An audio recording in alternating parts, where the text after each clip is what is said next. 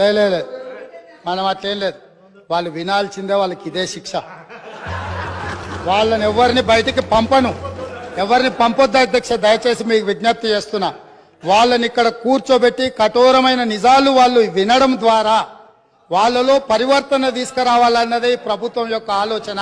కాబట్టి వారిని ఎవరిని కూడా సభలో నుంచి బయటకు పంపించొద్దు అధ్యక్ష. అందుకే ఈరోజు ఇందిరమ్మ రాజ్యం గురించి పదే పదే మాట్లాడుతున్నారు అధ్యక్ష. ఎస్, ఇందిరమ్మ రాజ్యం తెస్తాం సోనియమ్మ నాయకత్వంలో.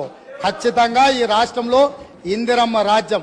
ఇందిరమ్మ రాజ్యం అంటే పేదలకు ఇందిరమ్మ ఇండ్లు ఇస్తాం, భూమి లేని దళితుల గిరిజనులకు అసైన్మెంట్ భూములు ఇస్తాం, పోడు భూముల పట్టాలు ఇస్తాం, పేదలు చదువుకునే విద్యార్థులకు ఫీజు రియంబర్స్మెంట్ ఇస్తాం, వైద్యం అందించలేని నిరుపేదలకు ప్రాణాలు పోతుంటే కుటుంబ సభ్యులుగా ఆదరించి రాజీవ్ ఆరోగ్యశ్రీ పథకాన్ని అందుబాటులోకి తీసుకొస్తాం.